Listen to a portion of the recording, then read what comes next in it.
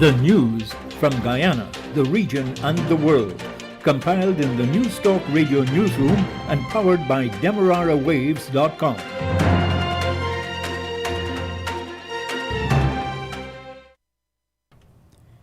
The news comes to you with the compliments of Eureka Medical Laboratories.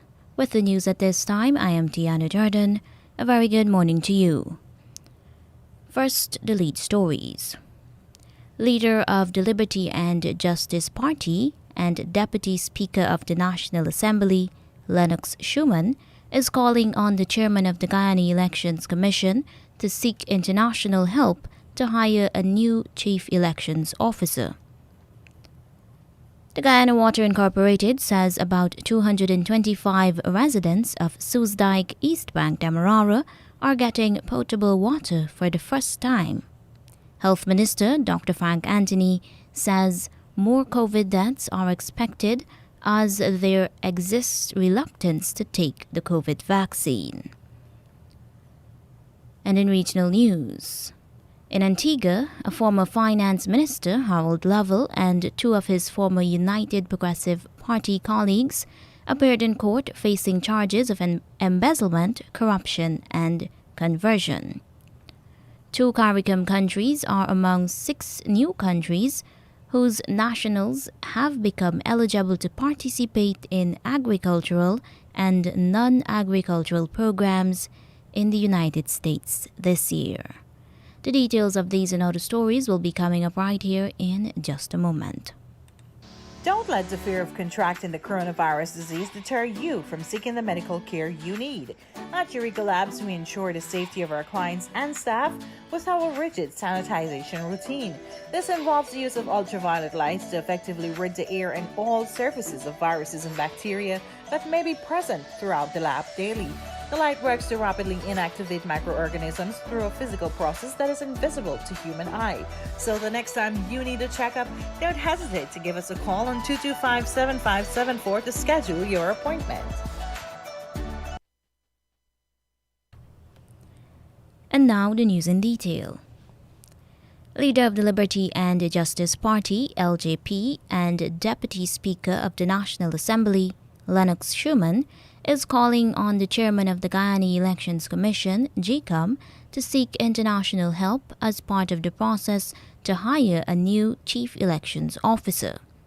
Mr. Schumann, in a letter dated Thursday, November 11, 2021, asked GCOM chairman, retired Justice Claudette Singh, to solicit and accept support from international partners to appoint a CEO for GCOM and other important offices. Mr. Schumann, in his letter, says that method will help to restore the integrity, credibility, and the public's confidence in the commission that is so desperately needed at this juncture. GCOM government commissioners tabled and voted for the removal of former CEO Keith Lowenfield and his deputy Roxanne Myers following the March 2020 regional and general elections, who are before the courts charged with electoral fraud. The chairman voted with the government commissioners as a tiebreaker to end the contracts of the two officers. The deputy speaker says if GCOM does not put in place an independent process, the public fears that the electoral management body will be manipulated and undermined again. Mr. Schumann points out that the commission is currently partisan, with only People's Progressive Party and Coalition APNU plus AFC commissioners, and this shuts out representation from smaller parties. Mr. Schumann says the lessons of the 2020 elections are a close reminder of the need for an independent commission.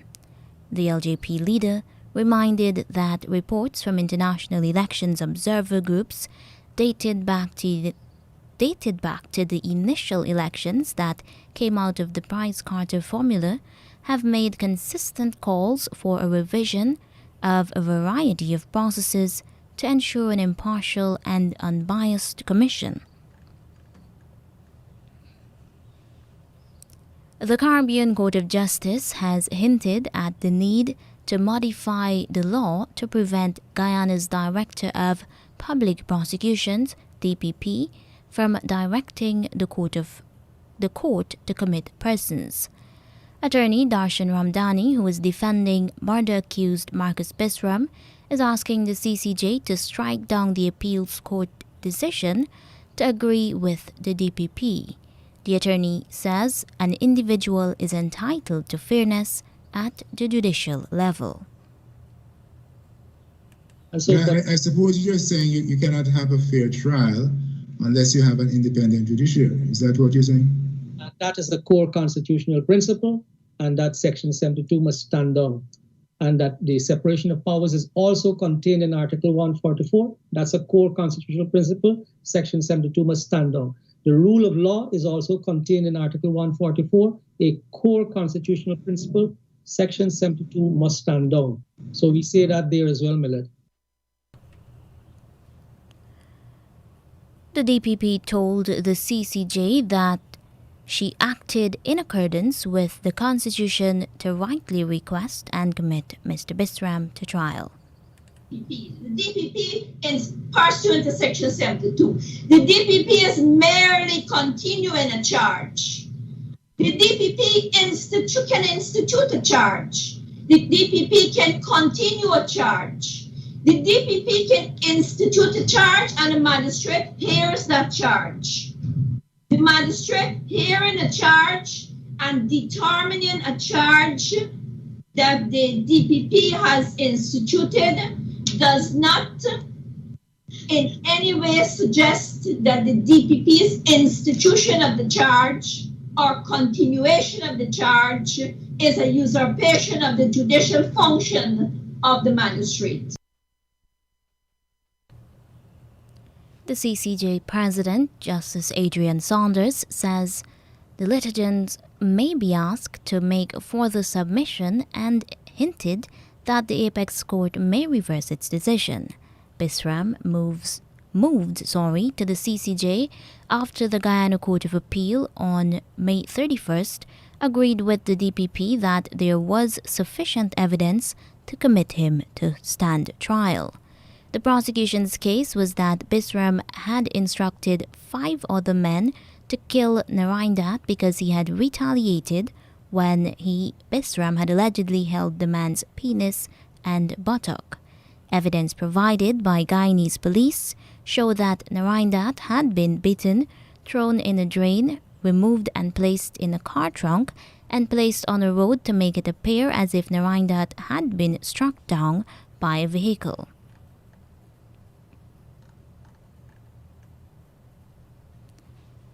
The Guyana Water Incorporated, GWI, says about 225 residents of Soosdijk, East Bank, Demerara are getting potable water for the first time.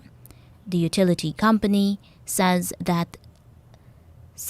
they live at Gurahu and Grandstand Road, Soosdijk. GWI says that it spent about $6 million Guyana dollars to extend distribution network by 1,000 meters. GWI's Chief Executive Officer, Mr. Sheikh Bash, told residents that they will have to apply for individual service connections in order to receive water for the first time.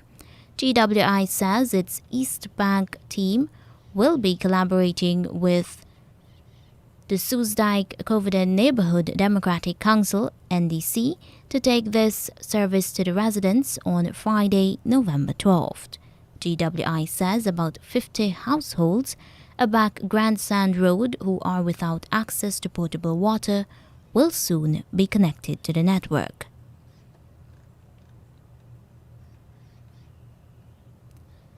Health Minister Dr. Frank Anthony says more COVID-19 deaths are expected as many persons are still not willing to take a COVID vaccine. The ministry recorded 3 deaths in the last 24 hours, taking the toll to 955.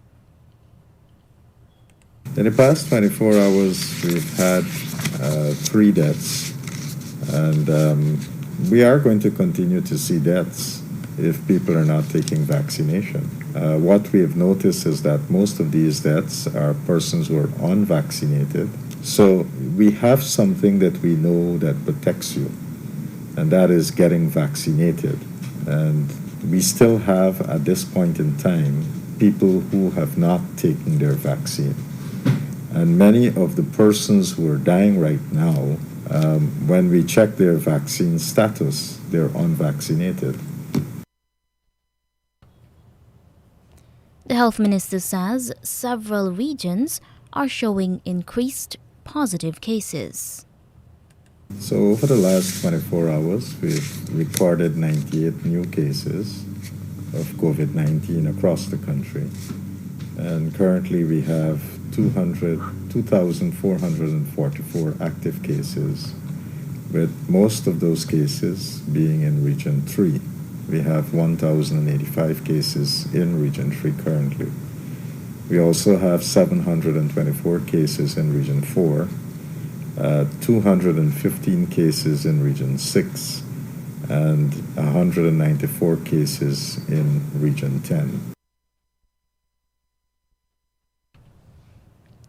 Dr. Anthony says generally positive cases are on the decline, including hospitalization. Of the active cases, we currently have 49 in the hospital, with 36 of those at the Ocean View Hospital. And of those 36 at Ocean View, we now have 17 in the ICU. So generally, we have seen the numbers coming down a little bit, hospitalizations coming down, but we are also seeing in some regions an increase in cases. So like in Region 10, we have a notable increase in cases because we are now at 194, and we have seen increase in cases in Region 6. The ministry says 389,349 adults or 75% are partially vaccinated, and 257,196 or 50% are fully vaccinated. And now in regional news. In Antigua, the leader of the opposition United Progressive Party, UPP, Harold Lovell, and two of his colleagues are on trial for allegedly taking possession of government buses. The first day of the highly anticipated bus conversion trial saw only one witness after hours of discourse. Mr. Lovell and two of his former UPP colleagues, Dr. Jackie Quinn and Wilmot Daniel, appeared in court facing charges of embezzlement, corruption, and conversion. According to the Observer News report, they allegedly converted 3 Daewoo buses donated to the former UPP administration by the government of Korea worth $218,520 each for their personal use. The prosecution's case is that the former government officials had them registered at the Antigua and Barbuda Transport Board in their names while they were in public office. The lead prosecutor in the judge-only trial is Montserrat's Director of Public Prosecutions, Oris Sullivan. He applied for changes to be made to all the indictments consisting of 9 counts, 3 per defendant. He asked that some of the information detailing the particulars of the offenses be edited. The court later heard the first witness, an investigator in the matter who testified to executing search warrants at insurance companies where he obtained documents pertaining to the buses. After his testimony, the matter was adjourned.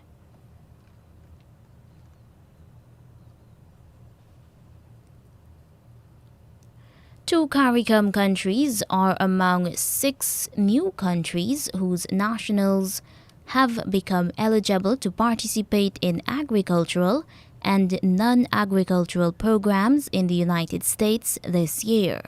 The Department of Homeland Security, in consultation with the Department of State, says St. Lucia and Haiti will be allowed to participate in the H-2A and H-2B visa programs in the coming year.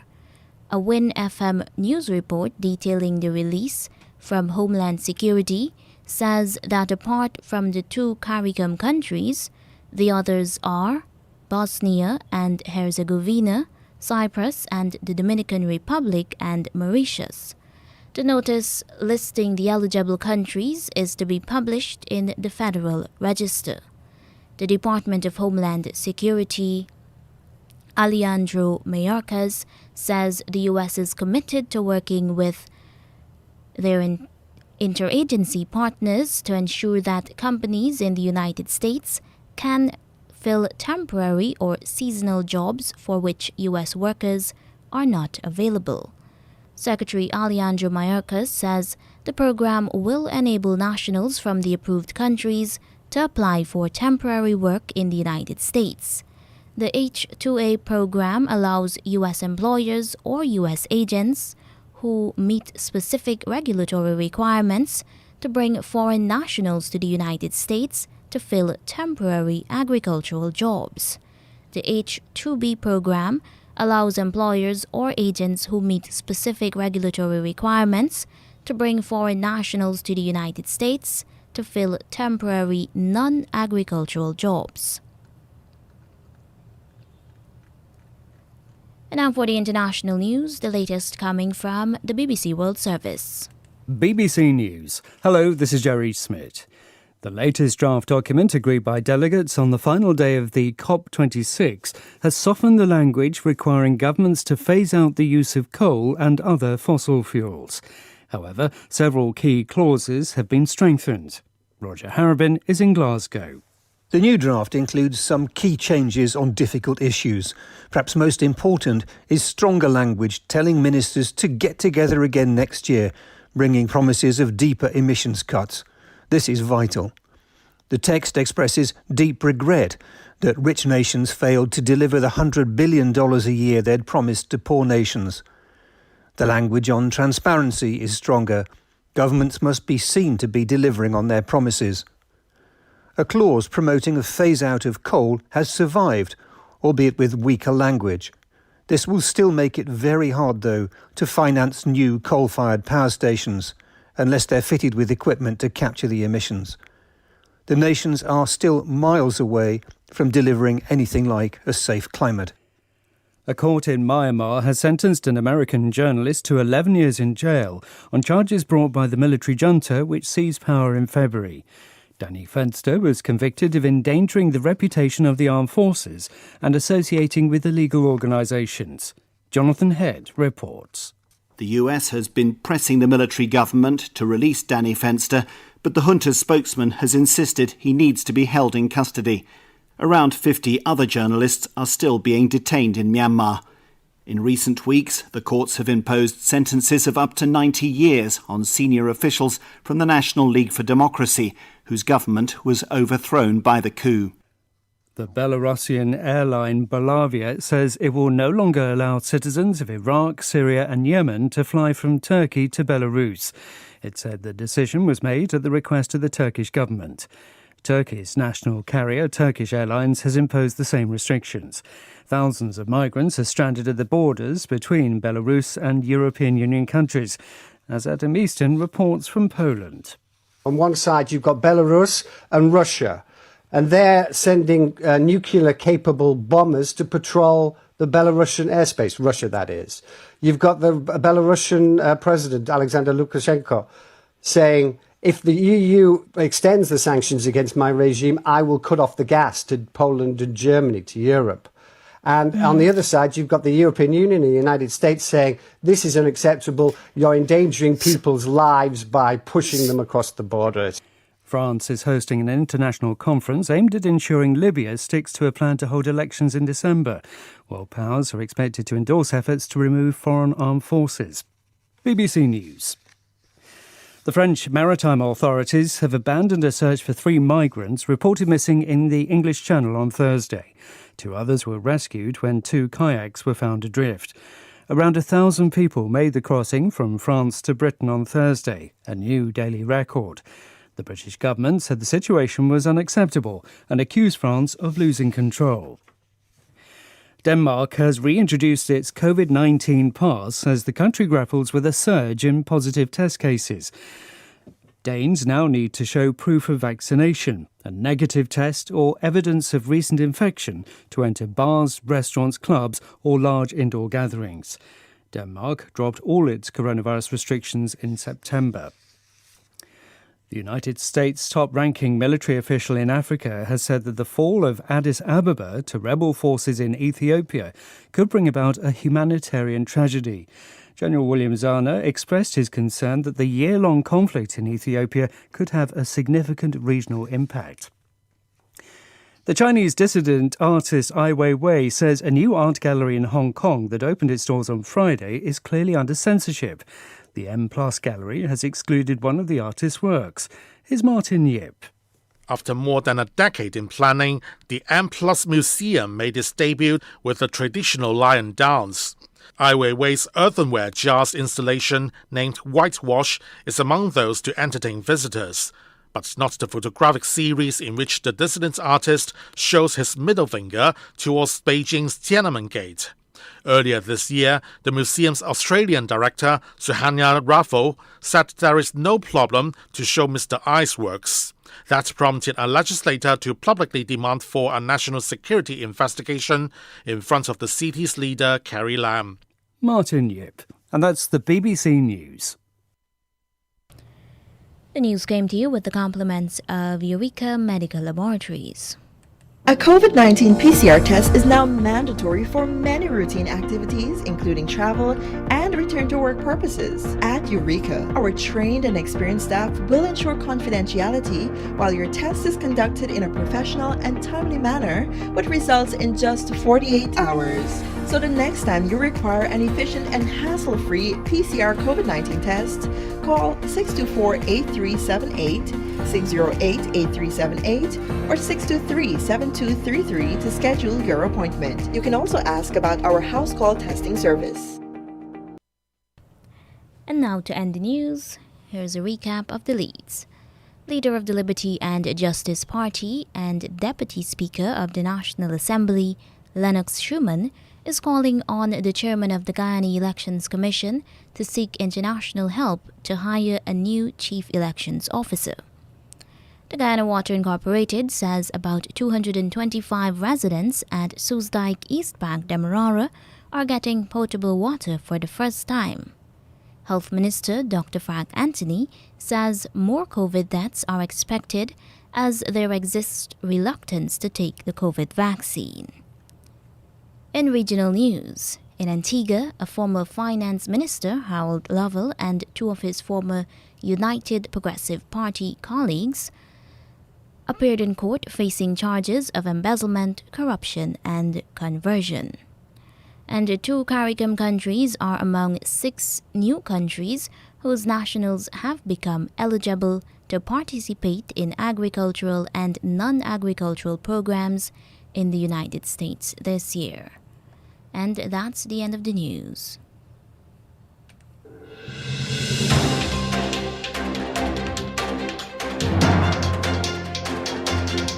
This has been the news, compiled in the News Talk Radio newsroom. For ongoing updates, visit demerarawaves.com, and you can check facebook.com/demwaves and twitter.com/demwaves.